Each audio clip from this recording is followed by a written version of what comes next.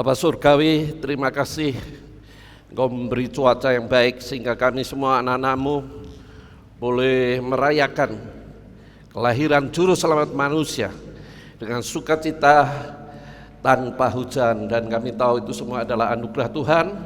Lebih dari itu, lewat drama penampilan anak-anak kami, Tuhan, kami percaya itu semua biarlah berkenan di hadapan-Mu, sehingga setiap kami yang menampilkan dengan sukacita, kami percaya Tuhan akan memperhatikan kehidupan kami selanjutnya.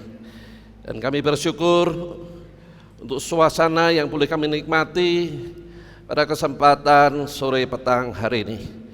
Dan kesempatan ini tentunya kami mau merenungkan firman-Mu, sebab firman adalah suluh dan pelita bagi langkah hidup kami.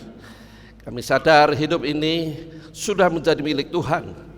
Sudah sewajarnya kalau kami hidup mentaati apa yang menjadi kehendak Tuhan di dalam hidup kami.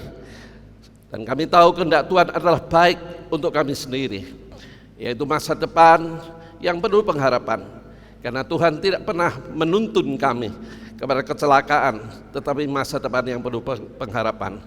Itulah sebabnya Tuhan berikan kami hati yang lembut untuk menerima benih-benih kebenaran firman-Mu, agar kebenaran firman-Mu ini boleh menjadi pegangan kami dalam kami menjalani kehidupan selanjutnya. Oleh sebab itu, ya Roh Kudus, berbicara kepada setiap kami secara khusus, sehingga kami boleh menangkap dan mengerti apa yang menjadi isi hati Tuhan yang akan kami dengar bersama pada sore petang hari ini. Dan tentunya di dalam nama Tuhan Yesus semua permohonan doa ini kami naikkan. Amin. Silakan duduk Bapak Ibu. Pertama tentunya saya mengucapkan terima kasih untuk peran serta Bapak Ibu semua, sehingga ibadah dan perayaan Natal ini bisa terlaksana dengan baik. Dan kita juga menerima banyak hal yang baik lewat penampilan anak-anak kita dari sekolah minggu, dari guru-guru sekolah minggu, dan tentunya semua yang terlibat di dalam apa yang kita saksikan bersama tadi. Ya, tema khotbah kali ini adalah hidup ini adalah kesempatan. Sampai di sini dulu. Kesempatan ini berbicara tentang kairos. Dalam bahasa Yunani itu ada kata kairos dan kronos. Kairos itu hanya momentum, tapi kronos itu berjalan waktu demi waktu. Misalnya satu hari 24 jam, itu rutin, itu namanya kronos. Tapi kairos itu hanya sesaat. Kalau kita tidak memperhatikan kairos hidup kita, maka kita akan menyesal, dan itu bukan salah Tuhan. Karena Tuhan itu selalu memberi kesempatan. Selama kita hidup dalam dunia ini, itu artinya Tuhan masih menunggu supaya kita hidup dalam kehendak rencananya. Tentunya kehendak rencananya bukan baik bagi Tuhan, tapi baik bagi diri kita sendiri. Tadi kita melihat penampilan anak-anak kita dan tentunya video klip yang sudah ditayangkan di awal tadi. Itu sedang menggambarkan situasi keadaan dunia dewasa ini. Dunia tidak dalam keadaan baik-baik saja, bukan masalah ekonomi. Tetapi kita melihat tanda-tanda zaman, ditulis dalam Alkitab itu hampir semuanya digenapi. Dan itu tidak makin baik, tapi makin buruk adanya. Nah, ini kan kita harus melihat sebagai anak Tuhan, sebagai milik Tuhan, kita harus tahu apa yang menjadi dekat Tuhan dalam hidup kita, yaitu memperhatikan kairos. Jangan sampai itu terlewat dan kita menyesal, dan kita tidak akan menerima apa-apa yang Tuhan janjikan dalam hidup kita. Nah, kita melihat ayatnya di mana? Next. Efesus pasal 5 yang tadi sudah ditayangkan berulang-ulang. Next, keluarkan saja supaya bisa membaca sekali lagi secara umum. Ya, ini dia. Ayat 15. Karena itu perhatikanlah dengan seksama bagaimana kamu hidup. Perhatikan dengan seksama kamu hidup. Hidup dalam kapasitas sebagai anak Tuhan. Kalau gaya hidup mungkin setiap orang berbeda. Yang punya uang gaya hidupnya berbeda dengan yang tidak punya uang. Bukan itu Tapi kita harus memperhatikan betul-betul bagaimana kita hidup dengan status umat yang sudah diselamatkan atau anak-anak Tuhan. Ini harus diperhatikan karena kita tahulah masa pandemi COVID-19 itu saya sungguh dibuat terkejut hampir tiap hari. Karena benar teman saya ya mendadak dipanggil Tuhan hanya dalam waktu 1 hari saja. Nah, betapa pentingnya kita ini memperhatikan hidup ini dengan baik-baik. Karena kesempatan kairos itu akan lewat dan kita akan menyesal dan tidak akan bisa diulang lagi. Ya. Jadi, mari kita melihat ayat ini jelas mengatakan bagaimana kita menjalani hidup dengan seksama. Jangan seperti orang bebal tetapi seperti orang arif. Ayat selanjutnya, kalimat selanjutnya. Orang bebal itu bahasa umumnya adalah tidak mau diajar. Ya, kaku. Hidup menurut logikanya. Jadi yang jadi Tuhan itu adalah aku. Aku di dalamnya tentunya ada pikiran, perasaan dan kehendak. Itu yang jadi Tuhan. Bukan Tuhan yang kita sembah di dalam nama Tuhan Yesus. Bukan firman Tuhan yang menjadi patokan, tapi logika. Lewat drama yang ditampilkan, tadi menjelaskan, idealismenya sangat tinggi, ingin mengubah dunia. Punya ideal yang sangat tinggi, ingin mengubah dunia. Setelah sadar, dia masih salah. Dia ingin merubah keluarganya. Dan akhirnya dia sadar, yang perlu dirubah itu adalah diri kita sendiri. Nah, jadi ukurannya adalah hidup kita ini berubah enggak? Nah, apa Pak ukuran berubah? Nanti akan saya terangkan setelah pelan-pelan. Jadi ukuran kekristenan itu bukan karena berapa lama kita beragama, berapa banyak kita berkontribusi dalam pelayanan, berapa banyak rupiah yang sudah kita persembahkan untuk gereja. Tidak, memang itu baik. Dan pasti itu ada catatannya dalam buku kehidupan kita. Tetapi yang Tuhan inginkan adalah pribadi kita ini sejauh mana berubah. Dan siapa yang tahu? Orang dekat kita, keluarga kita, anak-anak kita, karyawan kita, pembantu kita, itu yang melihat. Dan itu yang Tuhan mau sebetulnya. Perubahan bukan perubahan sampai terjadi perubahan. 2 Korintus 5 ayat 17 menjelaskan itu. Kehidupan yang lama, pengaruh dosa, egoisme manusia itu dirubah menjadi kehidupan baru yang tujuan hidupnya bukan untukku, keinginanku, masa depanku, idealismeku, tetapi bagaimana hidup kita bisa memuliakan nama Tuhan. Itu yang Tuhan mau. Perubahan hidup kita ini bukan lamanya, sekali lagi, bukan sibuknya kita terlibat dalam pelayanan, tetapi sesungguhnya Tuhan ingin melihat buah ketaatan firman itu. Firman itulah yang mengubah kita, bukan pandainya pendeta berbicara, tidak. Sampai berbusa-busa, kalau yang mendengar tidak berubah, tidak akan terjadi perubahan dalam hidupnya. Respon firman itu penting memang. Tetapi sikap hati kepada Tuhan, juru selamat kita ini bagaimana? Itu yang terpenting. Dan kalau respon kita penuh kasih dan hormat kepada juru selamat, maka terjadi perubahan. Jadi sekali lagi saya ingatkan, kekristenan bukan lamanya. Kekristenan bukan sibuknya kita terlibat dalam pelayanan. Kekristenan diukur dari berapa banyak sifat, moral, karakter, dan tujuan hidup kita ini berubah. Selanjutnya ayat 16. Dan pergunakanlah waktu yang ada, karena hari-hari ini adalah jahat. Waktu yang ada itu adalah kairos. Sebab hidup ini seperti uap. Yakobus mengatakan, hidup kita ini seperti uap. Bolehlah kita punya perencanaan apapun, boleh, tidak salah. Memang diharuskan. Tetapi kita harus punya perencanaan, kalau hari ini kita dipanggil Tuhan, siapkah kita mempertanggungjawabkan iman kita kepada Tuhan?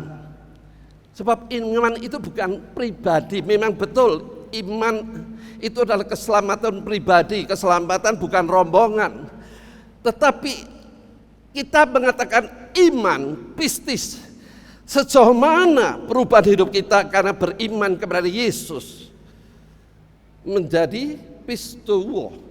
Artinya hidup ini bukan hanya percaya, yang sesungguhnya hidup ini adalah mempercayakan hidup menjadi milik Kristus. Artinya Kristus yang menebus kita, itu yang berdaulat atas hidup kita, itu yang Tuhan nanti. Pengetahuan baik, sebab tanpa pengetahuan bisa disesatkan oleh banyak ajaran.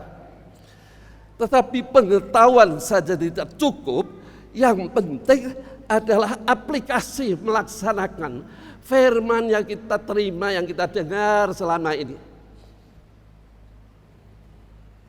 Karena itu akan merubah cara pandang, itu akan merubah tujuan hidup, dan menyadari hidup ini seperti uap. Hari ini ada, besok belum tentu ada. Saya khotbah hari ini, sore ini, mungkin terakhir. Tidak tahu. Mau hidup ini seperti uap. Yang terpenting adalah hidup kita ini memberi dampak. Hidup ini menjadi garam, bisa menggarami hati-hati yang tawar yang ada di sekitar kita. Pernahkah kita bersaksi Yesus adalah harapan? Pernah kita menunjukkan terang kebenaran yang dilakukan oleh kita? Itu sebetulnya esensi kekristenan lewat khotbah Tuhan di atas bukit dalam Matius pasal 5 ayat 13 sampai 16. Kemudian hari-hari ini sangat jahat.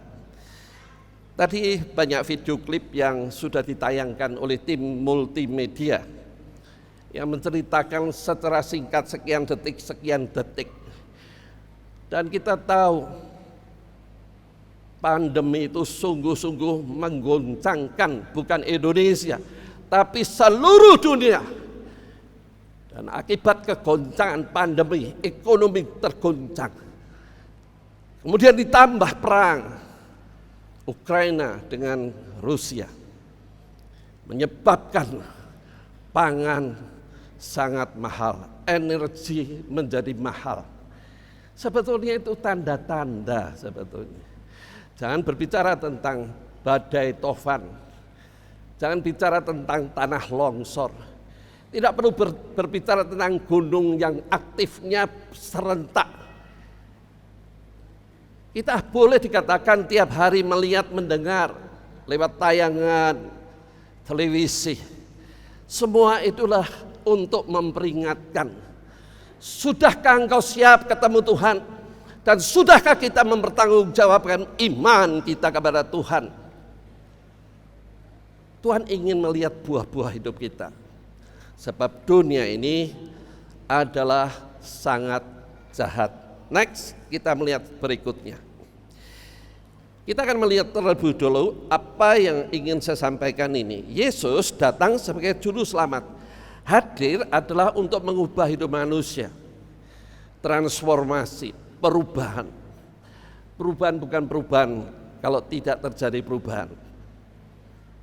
Jadi Tuhan datang adalah untuk mengubah hidup manusia. Nah, ini perlu saya ceritakan tentang background manusia itu siapa. Manusia itu adalah keturunan Adam dan Hawa. Pada mulanya Tuhan menciptakan manusia menurut peta gambar Allah, Kejadian 1 ayat 26. Kemudian menjelaskan, kamu silahkan makan apa saja yang ada di taman ini, tapi jangan kamu makan buah pengetahuan baik dan jahat. Kejadian 2 ayat 16-17. Pada saat kamu makan, kamu akan mati. Buktinya masih hidup tuh 950 tahun Adam. Apanya yang mati?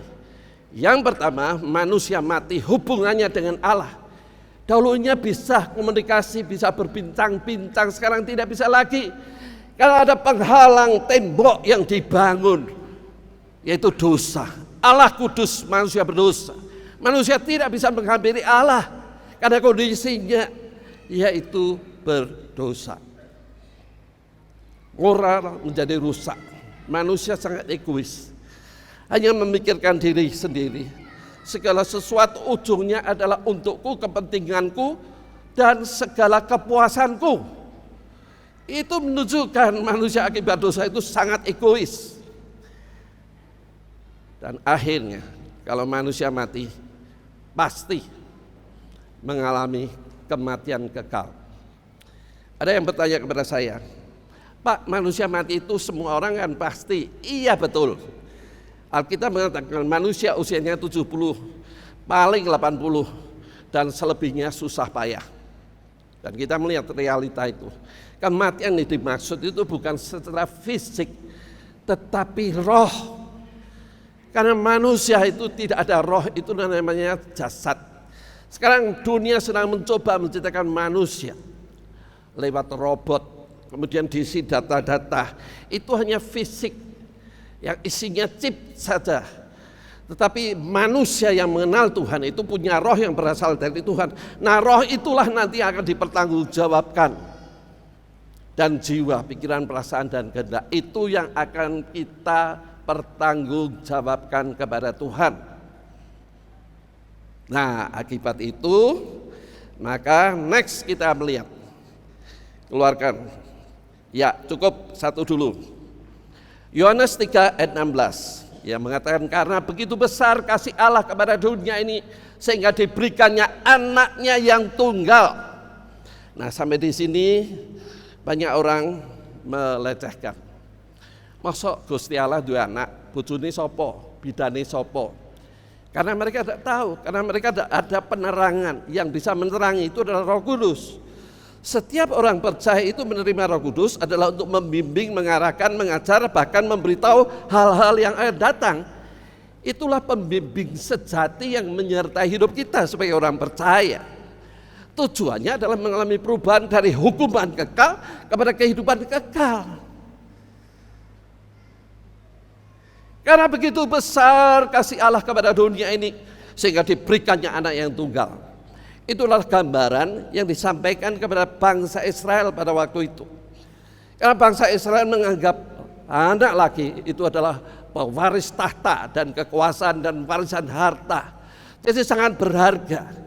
Jadi konteksnya berbicara kepada bangsa Yahudi yang menganggap anak laki-laki itu utama lebih dari semuanya.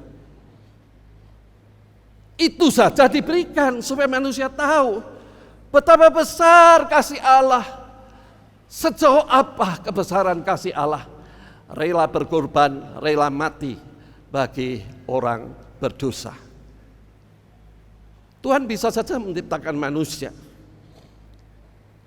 Ya, manusia dimusnahkan, ciptakan manusia jenis baru tanpa dosa. Bisa kan? Tidak dilakukan. Kenapa? Supaya dunia melihat seberapa besar kasih Allah kepada manusia, sehingga rela mati bagi manusia berdosa yang tidak layak. Bahkan Yesaya mengatakan kita ini seperti kain larah, tidak ada harganya. Karena keberadaan berdosa itu sayang. Next, keluarkan ayat selanjutnya. Yohanes 3 ayat 19-20. Dikatakan terang itu sudah datang, tapi sayang banyak manusia senang hidup dalam kegelapan. Apanya? Yang jauh dari Tuhan, dari kehendak rencana Tuhan. Hidupnya hanya menuruti hawa nafsu, keinginan hedonis, kepuasan aku. Itu artinya lebih senang, belum lagi ikatan dosa yang tidak bisa dilepaskan. Itu menunjukkan manusia lebih senang dengan dunia gelapnya daripada hidup dalam terang yang Tuhan rencanakan. Dan rencana Tuhan akan terang itu adalah untuk membawa kita kepada masa depan yang penuh pengharapan. Itu diabaikan.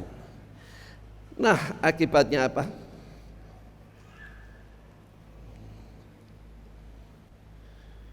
Akan mengalami kebinasaan.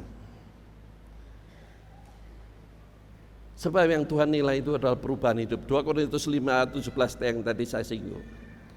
Hidupmu yang lama harus kamu kuburkan dan muncul hidup baru dengan sifat dan karakter yang selaras firman. Itu yang Tuhan mau. Hidup selaras firman itu sebetulnya ukurannya. Kekristenan bukan lamanya, kekristenan bukan apa yang sudah dicapainya. Percayalah, apa yang kita capai itu tidak akan kita bawa 1 meter kali 2 meter. Tidak ada harta benda seperti berlian, emas, tidak akan dibawa.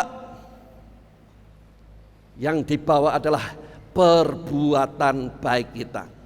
Nah, kita masuk sekarang, next. Rohani tumbuh, hidup gelap jadi terang. Next, keluarkan. Ya, gelap adalah gambaran manusia yang jatuh dalam dosa, yang jauh dari Tuhan. Yang tadi saya singgung lewat pengalaman Adam dan Hawa.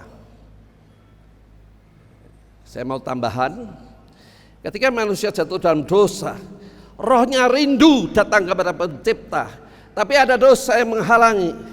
Bagaimana manusia bisa ketemu dengan Allah karena keberadaan yang berdosa? Maka manusia menciptakan ilah yang dia anggap Allah, sebetulnya bukan Allah. Maka disembahlah benda-benda, animisme, gua, pohon, keramat, dan seterusnya. Kemudian manusia kepingin menyadari bahwa dunia yang penuh dengan hukum rimba, yang kuat menang, yang lemah akan diperbudak oleh yang kuat. Maka muncullah aliran baru, dinamisme, mencari kesaktian, mencari jimat. Itu orang yang tidak mengenal Allah, belum menerima keselamatan yang dari Tuhan. Dan muncullah banyak agama di dunia ini. Bagaimana cara hidup yang benar menurut logikanya, belum ketemu Tuhan.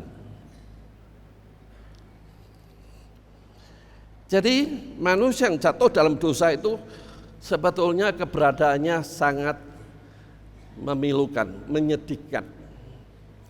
Jauh dari Tuhan, endingnya mati, akan masuk dalam hukuman kekal. Next, keluarkan. Nah, ini yang perlu kita perhatikan. Gelap, hidup sudah beriman, tetapi masih senang hidup dalam dosa. Saya tidak tahu, tetapi melihat, mendengar apa yang dikatakan para psikolog yang menyampaikan di YouTube. Ada banyak generasi muda yang terjebak, terikat dengan film-film porno. Karena aksesnya sangat mudah. Yang penting HP-nya kuotanya banyak, maka bisa mengakses. Apa yang terjadi? Kita melihat endingnya. Dia dikuasai dengan nafsu birahinya yang jahat.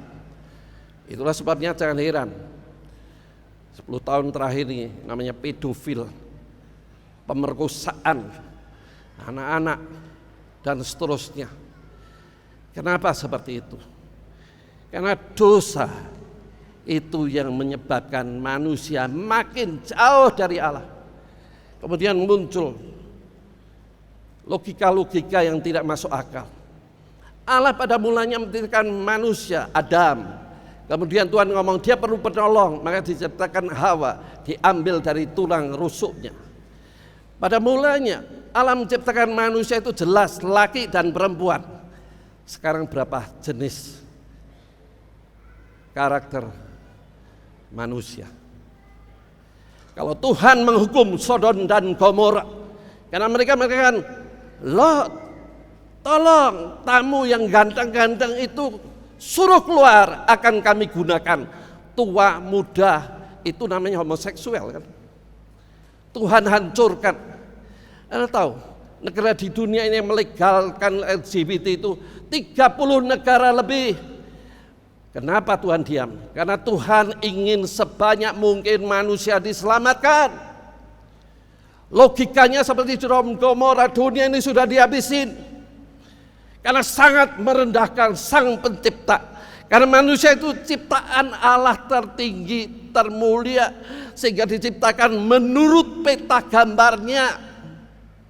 Semuanya diciptakan selesai, setelah itu ciptakan manusia untuk menaklukkan dan menguasai yang diciptakan Tuhan itu. Jadi kita melihat dunia ini akan berakhir segera. Saya tidak mengatakan tanggal dan tahunnya. Melihat situasi seperti itu, perbandingan aja tuh Pak. Sodom dan Gomora dihukum. Sekarang dunia berapa yang mengizinkan? Amerika sudah mengizinkan, ada undang-undangnya. Kalau gereja menolak melakukan itu, berarti gereja sudah melanggar hukum. Bisa bayangkan? Dari situ aja kita tahu kan, bahwa kita hidup sebagai orang percaya ini tidak bisa main-main. Kita betul-betul serius. Karena perubahan hidup ini tidak mudah, butuh waktu. Kita melihat Tuhan itu adalah Allah yang sangat demokratis, memberikan kehendak bebas. Tuhan tidak pernah memaksa, apalagi zaman anugerah ini. Coba bayangkan, bangsa Israel dikeluarkan dari Mesir perbudakan untuk masuk tanah perjanjian yang gemah limpah loh jinawi. Tetapi mereka selalu tidak mau tunduk kepada otoritas Tuhan yang berdaulat atas hidupnya. Akibatnya apa? Semua dibinasakan. Yang bisa masuk, yang keluar dari Mesir dan bisa masuk tanah perjanjian hanya Yosua dan Kaleb. Selebihnya dibinasakan. Ini kan gambaran, ya. Apa yang terjadi perjanjian lama itu adalah gambaran. Ibrani 10 ayat 1 dan 2 menjelaskan apa yang terjadi di masa lalu adalah gambaran supaya kita bercermin. Jangan sampai itu terjadi atas hidup kita. Kita sudah ditebus dengan harga yang sangat mahal. Yesus sebagai anak domba Allah yang tak bercacat celah rela mati di kayu salib dengan satu tujuan, supaya kita yang percaya beriman tidak mengalami kebinasaan tetapi memperoleh hidup dan hidup yang kekal. Tujuannya baik. Mari kita perhatikan tahun 2023, tinggal 5 hari. Kita evaluasi, tidak perlu kita tutup tahun dengan hura-hura. Mari tutup tahun dengan evaluasi hidup, merenungkan dan buat komitmen. Ya, khotbahnya nanti minggu pertama perjamuan suci. Dari gelap terbitlah terang. Ada ayatnya itu bukan mengutip buku dari Ibu kita Kartini, tidak, Alkitab yang menulis. Supaya hidup kita yang lama itu yang gelap, maka kita muncul di tahun 2003 dengan memiliki hidup yang terang dan bersinar. Nah, bagaimana caranya? Next, keluarkan. Terang adalah gambaran orang percaya yang taat sesuai firman, hidup dalam kehendaknya. Hidupnya jadi berkat. Bagaimana caranya? Next, keluarkan. Nah, satu-satunya cara rohani tumbuh. Tadi drama itu menjelaskan seperti apa sebetulnya kehidupan rohani. Saya katakan kehidupan rohani bukan karena kesetiaan.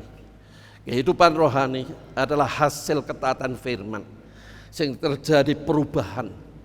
Hidup kita yang lama menjadi baru. Itu sebetulnya kehidupan rohani itu seperti itu. Ya, next, keluarkan. Filipi 2 ayat 12 mengatakan, kerjakanlah keselamatan itu dengan takut dan gentar. Ayat 13, 14, menurut kemauan Allah. Jadi kata kuncinya mengejarkan keselamatan adalah hidup menurut kemauan Allah. Bukan aku sebagai raja, tapi Yesus sebagai raja. Juru selamat itulah menentukan langkah hidup kita. Bukan kita yang menentukan dan mengatur Tuhan, bahkan berani mengintimidasi Tuhan. Bukan itu.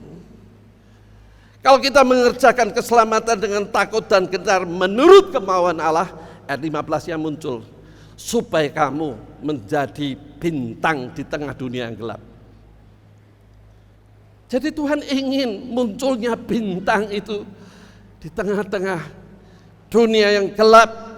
Tuhan sedang menantikan munculnya bintang-bintang yaitu saudara dan saya yang mau mengerjakan keselamatan menurut kemauan Allah. Seluruh isi Alkitab itu berisi akan kehendak Allah. Next. Matius 22 ini perumpamaan yang sangat sebetulnya mau dibuat drama oleh WBI kemarin. Tapi karena durasi waktunya sangat mepet sehingga tidak dijadikan drama singkat. Matius 22 ayat 2 menjelaskan Yesus memberi perumpamaan dirinya sebagai raja yang mengundang pesta semua orang. Pesta anak domba dengan mempelainya dengan pakaian pesta. Jadi ukurannya mengundang pesta itu adalah pakaian pesta. Pakaian pesta itu ditulis dalam Matius 22 ayat 12-14. Itu Tuhan masuk dan melihat ada orang yang diundang itu tidak berpakaian pesta. Artinya masih berpakaian lama. Tuhan ngomong, lemparkan dia keluar, di mana kertak gigi akan dialaminya. Itu kan bahaya. Nah, apa itu yang dimaksud Hades. Jadi pakaian pesta itu berbicara tentang kebenaran hidup. Dan itu ditegaskan di dalam Wahyu 19 ayat 7 dan 8. Mempelai wanita berpakaian lenan halus, yaitu kebenaran hidup. Jadi kalau kita ini mengenakan firman yang kita baca, renungan dan dilakukan, itu di mata Tuhan kita sedang mengenakan lenan halus. Itu syaratnya untuk kita bisa masuk dalam pesta perjamuan kudus antara mempelai pria Yesus yang datang menjemput mempelai wanitanya. Sudahkah kita mengenakan lenan halus? Tuhan yang tahu dan Anda yang tahu. Next, keluarkan. Yohanes 3 ayat 29a. Sadar hidup ini bukan milikku lagi, yang empunya adalah mempelai pria. Rasul Paulus kepada jemaat di Korintus mengatakan dalam 2 Korintus pasal 11 ayat 2.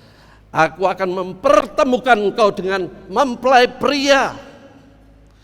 Jadi kita ini gereja itu digambarkan sebagai wanita, mempelai wanita yang akan ditemukan kepada mempelai pria pada waktu dia datang menjemput kita.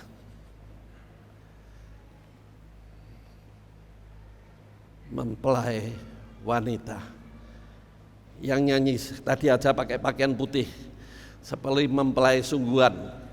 Ya, itu adalah gambaran aku mau hidup suci seperti yang Tuhan mau dan kehendaki, seperti mempelai wanita. Itulah kerinduan Tuhan. Next, kita lihat lebih jauh lagi. Nah, ini manusia rohani nampak. Next, keluarkan, yaitu taat. Kalau kita punya pengetahuan itu hanya parisi, ya senangi diskusi dan debat. Itu tidak akan memberikan dampak apa-apa dalam kerohanian. Itu hanya pengetahuan kognitif saja.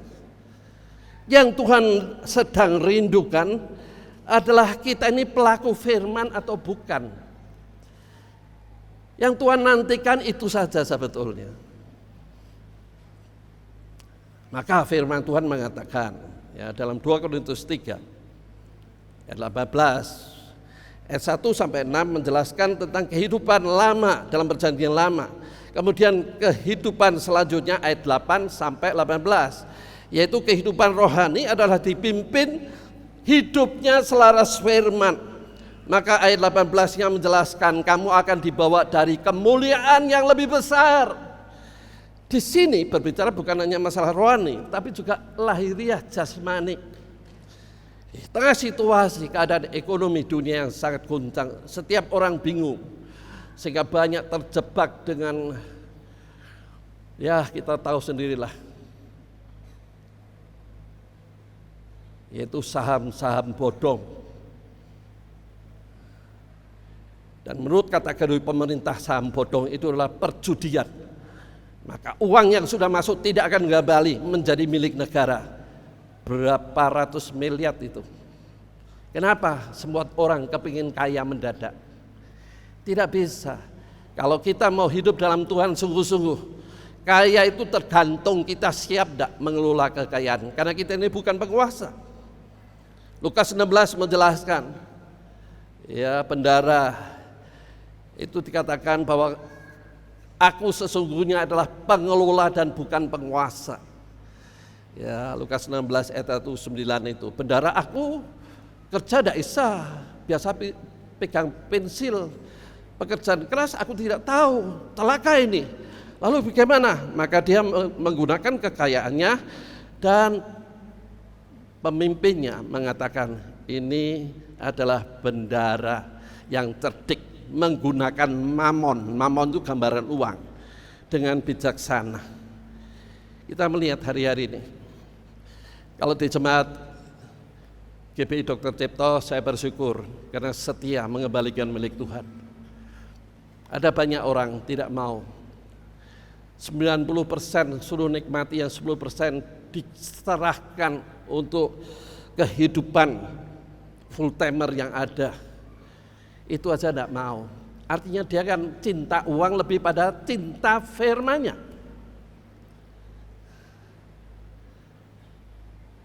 Firman itu sebetulnya menghidupkan. Menghidupkan apa? Manusia rohani. Next, keluarkan lagi.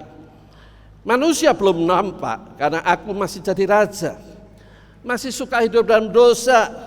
Sifat dan karakter sama dengan manusia umumnya yang hidup dalam kegelapan. Sedang dunia sedang menuju kebinasaan. Tadi dalam video klip di awal itu sudah ditayangkan. Seperti apa dunia yang ada. BMKG 5 tahun yang lalu selalu mengingatkan hati-hati akan terjadi megatrust di pantai Jawa bagian selatan. Diperkirakan itu 9 skala Richter dan airnya mencapai 60 meter. Semua orang tenang, 5 tahun ya hidupnya tenang-tenang saja. Tetapi orang sadar bahwa hidup ini seperti uap. Dia pasti waspada. Dia tidak akan membangun kerajaan manusia di bumi ini. Tapi dia sedang membangun kerajaan Allah serta kebenarannya. Maka itulah yang membuat hidupnya bisa ditambahi kepercayaan tentang harta kekayaan. Karena dia bisa mengelola dengan bijaksana. Next, keluarkan lagi. Iya. Dunia melihat Yesus telah mengubah hati dan seluruh aspek hidupnya. Ya, keluarkan lagi sekalian. Hidup jadi berkat, memiliki sifat karakter kerajaan yang penuh damai, sukacita, membuat banyak orang tertarik pada Yesus. Next, keluarkan lagi. Nah ini. Jadi manusia rohani nampak. Ya, kenapa? Dimulai dari hati, pikiran, perasaan dan kehendak. Kalau itu betul ditundukkan atas kebenaran firman, pasti akan terjadi perubahan hidup. Dan itu yang Tuhan mau terjadi dalam hidup kita, anak-anaknya. Dan itu artinya juga kita sedang membangun kehidupan rohani. Makin dewasa, dari bayi rohani, dari teknon menjadi huyos, dewasa rohani. Orang dewasa rohani, ora sah dikongkon, dia tahu tentang tanggung jawab sebagai anak yang dewasa. Sama, keluarga kalau memiliki anak kecil maunya dilayani. Tapi setelah anak itu menjadi dewasa, dia pasti akan menghormati orang tuanya yang susah payah menghidupinya. Dia pasti ngomong, apa yang bisa aku bantu ibu, apa yang bisa aku bantu bapak. Itulah kedewasaan, mulai tahu kesadaran. Waktu yang singkat ini kita harus mengisi sesuatu yang bermakna dan memberi dampak sampai kekekalan. Wahyu 20 ayat 12 menjelaskan. Akan dibuka buku kehidupan di mana berisi tentang perbuatan tindakan kita dalam kehidupan ini. Semua ada catatannya dan itu akan membawa kepada satu kedudukan tertentu yang Tuhan sudah siapkan. Karena bisa dipercaya. Dan semua teolog mengatakan nanti dalam pemerintahan 1000 tahun di bumi kita ikut memerintah atau tidak. Di situ kita bisa melihat. Ya, pemerintahan 1000 tahun damai di bumi setelah Tuhan datang menghancurkan antikris, memerintah di bumi ini 1000 tahun. Setelah itu Tuhan izin kakok makok datang untuk menyerang dan dihabisin, maka Tuhan membangun dunia baru dan langit baru. Jadi selama Gog-Magog belum muncul, itu Tuhan sebagai pemimpinnya. Dan kita ini dengan tubuh kemuliaan, kalau kita ikut rapture, itu ikut memerintah bersama Tuhan.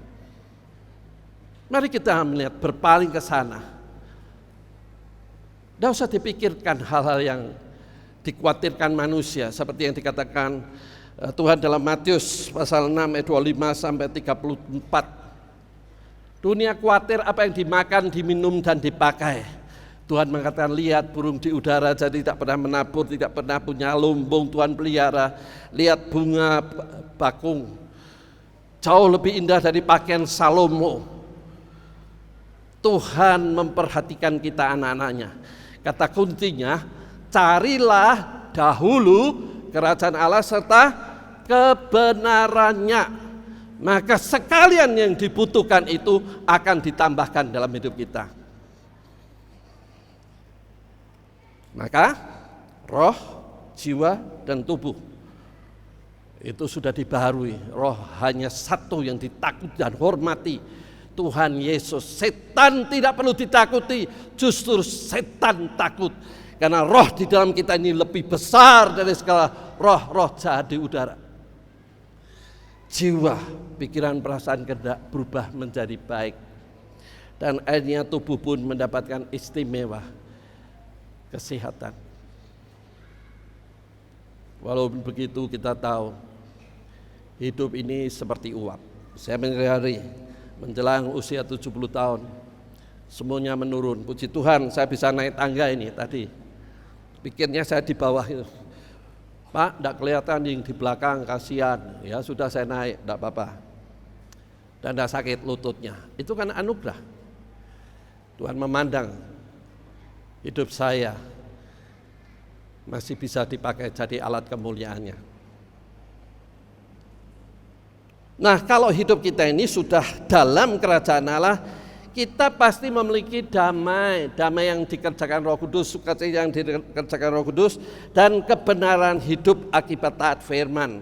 Itu ditulis dalam Roma 14 ayat 17. Kerajaan Allah bukan soal makan dan minum. Kerajaan Allah berbicara tentang kebenaran, damai, sejahtera, dan sukacita yang dikerjakan oleh Roh Kudus. Jadi selama proses itu, percayalah Tuhan akan pelihara dan menjamin kebutuhan hidup kita. Karena Tuhan yang memiliki hidup kita bertanggung jawab atas hidup kita. Jadi tugas kita hanya mencari kerajaan Allah serta kebenarannya. Saya banyak mendengar kesaksian mukjizat, tapi tidak saya sampaikan di sini. Yang terjemah tentunya. Tuhan itu ada dan nyata.